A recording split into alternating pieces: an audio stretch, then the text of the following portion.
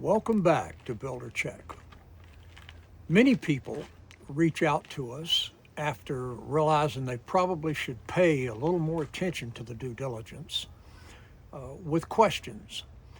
And most prominent among those questions are what should we look for and where should we look? And specifically, how does the Builder Check DIY option work? What do they need to do? So if you'll follow along with us, we'll show you briefly. All right, let's continue with just a brief overview of the DIY form and how you'll use it. If you haven't done so already, just go down and grab your pick in the due diligence. And the same thing here, not the paid reports. You go down and select Get It Now. So you do have to put your name in there and your email, and the reason for that will become obvious here shortly. Select Florida, of course. We serve the other states, several other states, but not with paid solutions. So we'll submit and get our form. There we go. All right, so you're ready to start. And I'll tell you that this is form-based for a reason. It helps you stay organized and focused. And we use a form-based solution in-house for the paid tiers, which is almost exactly like what you see here. So I'm going to skip ahead for just one moment. Let's just put our name in here. We'll go ahead and put an email address in here. And I'll tell you, one of the greatest things about the way we've done this is that even though the form is not real long, you're probably not going to get it in one sitting, right? You need to take a break, you have obligations, and you may end up completing this over a couple of 3 days.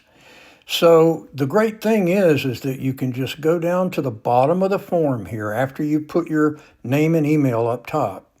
You can go down to the bottom of the form, and submit buttons on the left. Don't submit it yet. But on the right side, you'll see the save button. Touch that save button. And we're going to enter our email in there again and send it. The email has been sent. So here's what that does. And this is where the cool part is. We'll go over to our email. There we go. What this does is let us resume, and you can do this for 7 days, all right? So let's go ahead through this. The top information about the homeowner, that's obvious, and that's yourself. And let's start with the company information. This company information is the contracting company that you're considering engaging, okay? So you'll need to enter all of this information. Very, very important. You're looking to see if their state registration is valid, company website, so on and so forth. All is very valuable information. Now below that, we'll get to licensing information. And here's where it gets interesting. Licensee qualifying the company. This is an individual, not a company. This is where you'll put down the name of the contractor and their license number. In the state of Florida, companies, corporations, LLCs are not licensed contractors.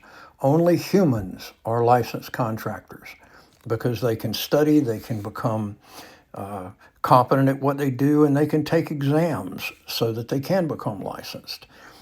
So you'll fill this out, and then a lot of the information in here you'll be able to get, you come on down here and you'll be able to get from DBPR.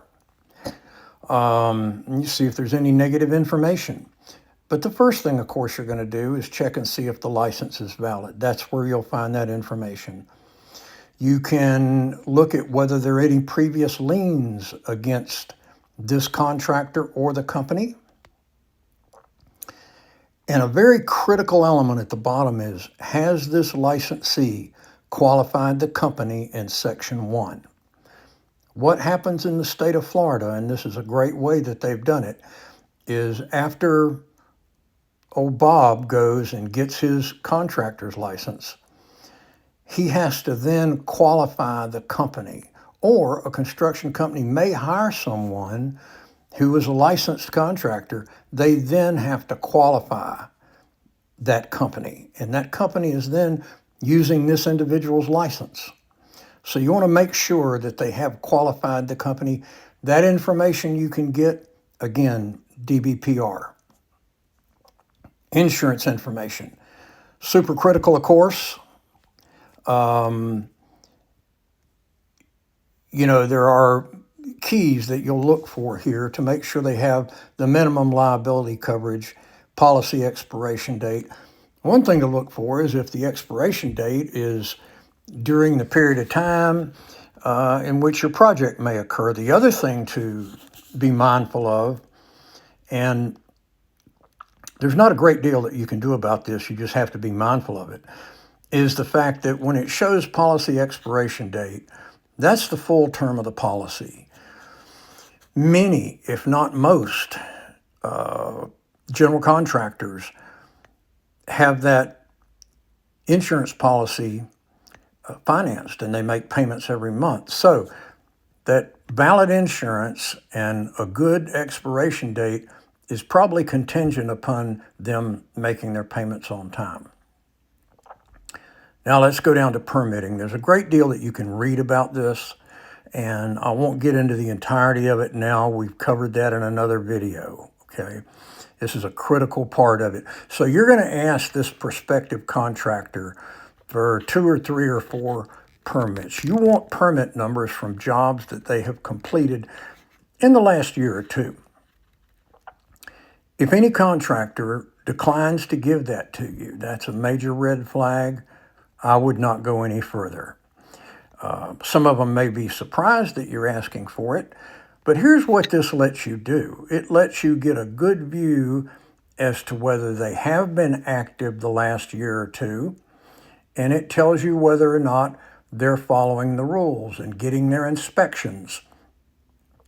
And importantly, that they're closing that permit out at the end of the job. So let's add 1 permit. You'll just fill in the permit number. The contractor, again, will give this to you. And the jurisdiction, that will be the county or the city. The type of, and type simply is a remodel or addition. And status will tell you whether it's closed or open. And once you've filled out this first one, you can just click right here and add a second one and a third one. Go down to previous clients. Sometimes that information is much more difficult to get than meets the eye. However, if you are successful in finding 2 or 3 prior permits, what do you then have? Another benefit is that you'll have the name and the address of the customer, so you can reach out directly to them and ask them.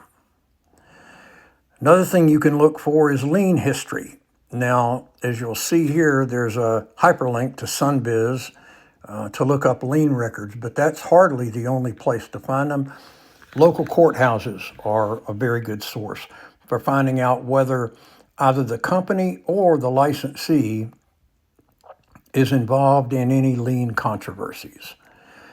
Vendor and subcontractor relationships. Again, not always super easy to dig that information up, but it can be done when you contact their previous customers. So with that, we'll wrap it up. As always, we appreciate you watching, and if you need any assistance at all working through your form, give us a call at any time. Thank you so much.